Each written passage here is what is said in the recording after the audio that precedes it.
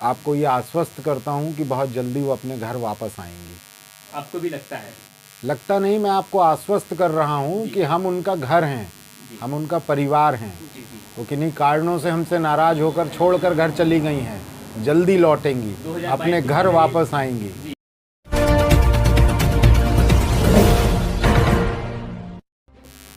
किस बात को लेके हुआ है, कितनी सीटों का बंटवारा होगा, कितनी सीटों पर जो है कि आप लोग चुनाव लड़ेंगे?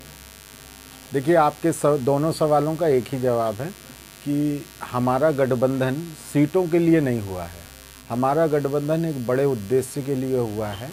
जिस तरह की सरकार उत्तर प्रदेश के लोगों की एक थोड़ी सी गलती की वजह से जिस तरह के लोग सरकार पर काबिज हो गए हैं, उनको हटाने के लिए हम सब एक हुए हैं और इस बात के लिए हमारा गठबंधन हुआ है कि हम मिलकर लड़ेंगे।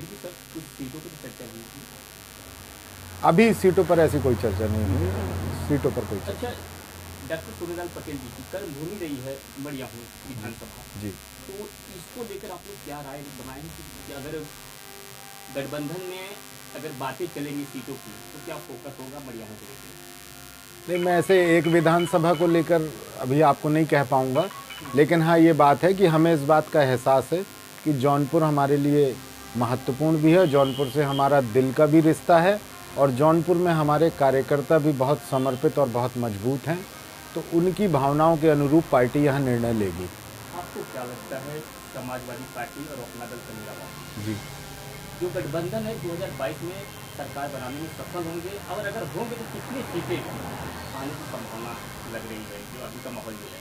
देखिए, सीटों पर तो बहुत ज़्यादा अभी मैं नहीं कह पाऊँगा आपसे, लेकिन हम सारे लोग मिलकर सरकार में आ रहे हैं, इसका प्रमाण आप खुद देख रहे हैं। इतने बजे रात में भी लोग अपने घरों से बाहर जाकर अलाव जलाकर इतनी ठंड में हमारे नेताओं का, गठबंधन के नेताओं का, सम्माननीय अखिलेश यादव जी का इंतज़ार कर रहे हैं, उनके सम्मान में सड़कों पर बैठे हैं, उनका स्वागत कर रहे हैं।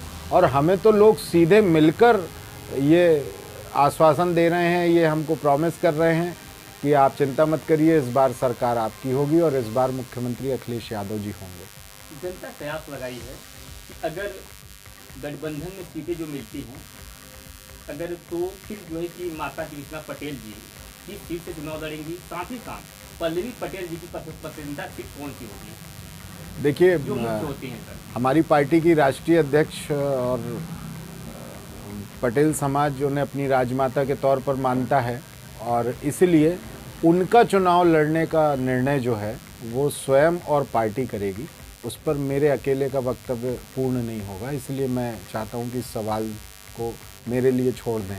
अगर गठबंधन की सरकार बन गई, मान के चला जाए कि बन गई 2022 में जी, तो आपका फोकस क्या होगा?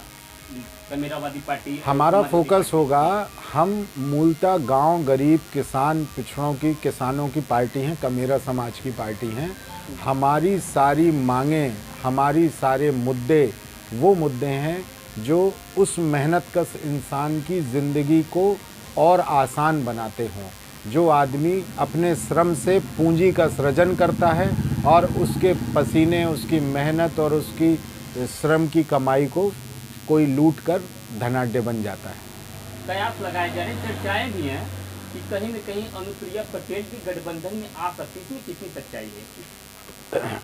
अगर ऐसा आप कह रहे हैं, वैसे मुझे तो नहीं मालूम था, लेकिन आप कह रहे हैं तो मैं उनका बहुत स्वागत करता हूं कि वो रात का भी इंतज़ार ना करें और अभी आ जाएं।